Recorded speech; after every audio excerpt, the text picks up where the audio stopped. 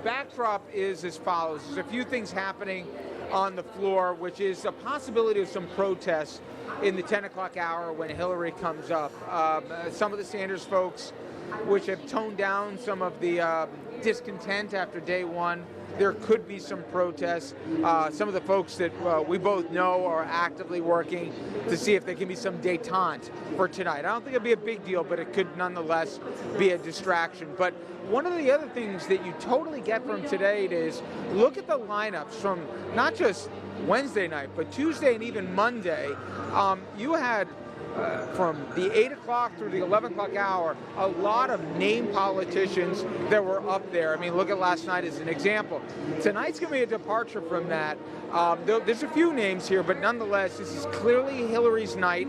I think there's some concerns about expectations are set so high after the first three nights that everybody here at least thinks couldn't have gone better than even if they had scripted it. But I sat down earlier today and I went over with Cokie Roberts as to where we are at this stage, both the stakes for Hillary Clinton tonight and where we are in this race. Here's my conversation with Cokie Roberts from just a few hours ago.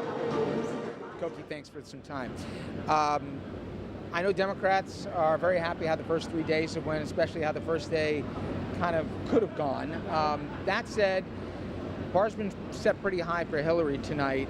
Is there a concern that with the expectations as high as they are, she may not meet them? Well, it's easy for her not to meet them. She is not a gifted speaker. She is not a particularly good campaigner. So this is a tough moment for her. I think the crowd is willing to give her the benefit of the doubt. I spoke earlier today with her good friend Nita Lowey, the congresswoman from her home district, and she acknowledged that this isn't Hillary's comfort zone here. And I said, well, what about the trust issues that she clearly, by every metric, has to change?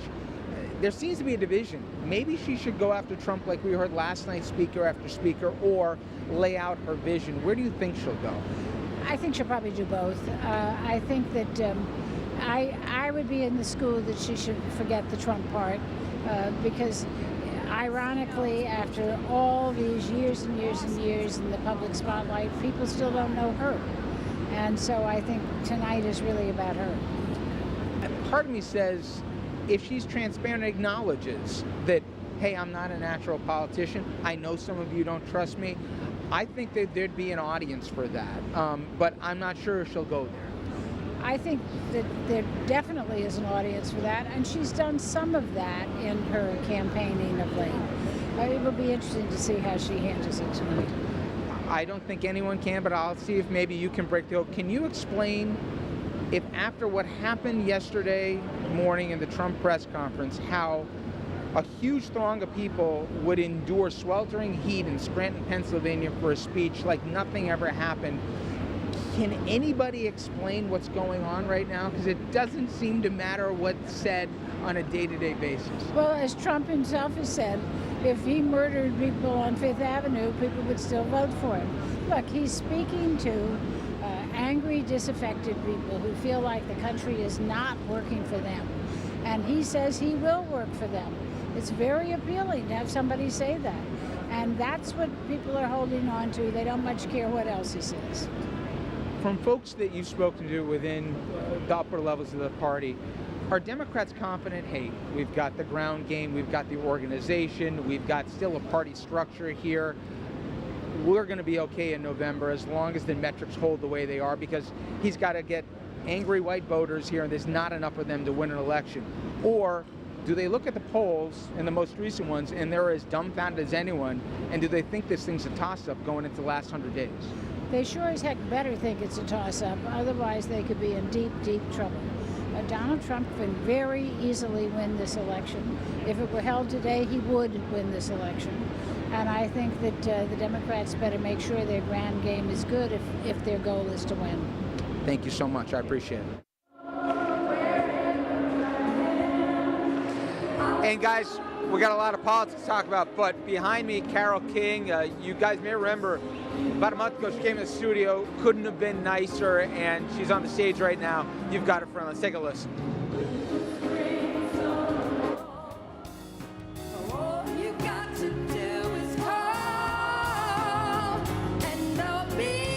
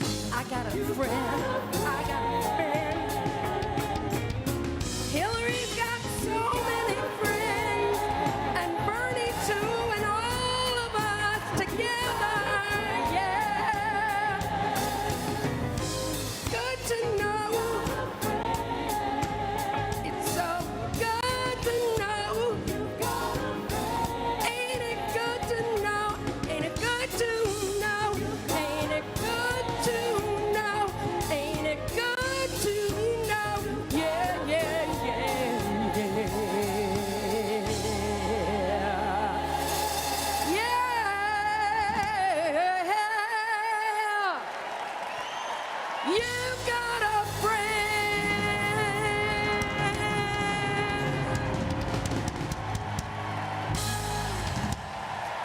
And as we're rejoined by Richard French live in Philadelphia, Rich, I hear that song and I see the crowd, and I can't help but compare it to what I saw in Cleveland last week, where there was such a different vibe in the room, such an angry, almost fear-based vibe that I got from the Republicans. All the talk about friendship and love from the musical numbers that we've had over the last 2 days. Is it your sense that everybody in the room is buying into that theme and buying into that message? They are, but I'll tell you, Andrew, there's been a debate that I've heard some of the strategists, even those that have worked with the Clintons before, which is, yes, they've tried to be aspirational, although last night, as you heard from both Tim Kaine, to Vice President Biden, the president himself, and the most strident language he's used to this point, all in addition to Mike Bloomberg, making the case that Donald Trump is not equipped, doesn't have the temperament, doesn't have the believability to be president. So the question is, does Hillary double down on that tonight? And instead of trying to do the warm and fuzzy, which sometimes doesn't play to her voice, to make the academic case why not only she's a better alternative, why he's not really an alternative. Some people say that she should go there tonight, and other people say play off of what you heard here. But it is a running debate, and that's why everyone I've spoken to, you talk to 10 people, you'll get 10 different answers exactly what they'll hear tonight. You had mentioned the possibility of protest or some other, voice coming from the Bernie supporters, particularly in the California delegation. Are you hearing that that's an actual plan, or are people just concerned about that? Because it didn't seem like after Leon Panetta last night, we heard from those Bernie backers much at all as we got into prime time.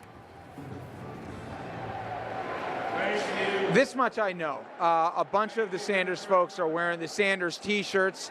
The optics, they're worried that they're going to have in the sight lines, right in the front row, they'll be there. They don't want that distraction for prime time. Now, I know some of the people that I know personally are trying to talk them out of it.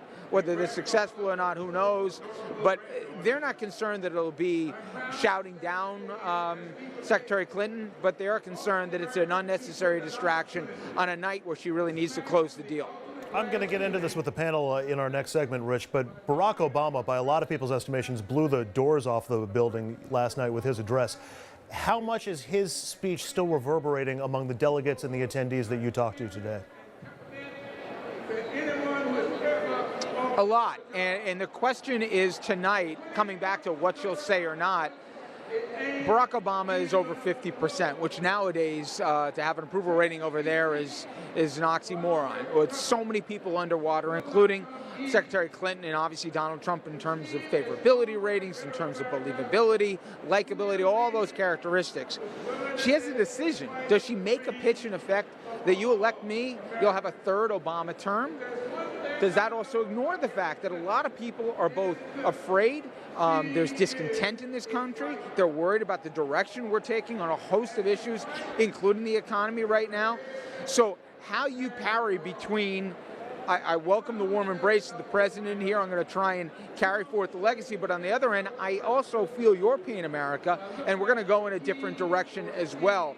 That's going to be tough to navigate, but I think she's got to try it tonight. And from at least some of the folks that I've talked to that have an idea of what they're going to hear, she's going to try and make the point that she is not Obama 2.0, even with all the support that she needed and got over the last 3 days. Well, it's very likely to be one of the pivotal nights of this campaign. Richard French, thank you very much. You'll have reports for us throughout the evening as we go through our primetime coverage, which begins at 8 o'clock tonight. We're going to take a quick break. When we come back, they hugged. Now President Obama is hoping to hand off his legacy to her. That started in earnest last night. We'll talk about it right after this.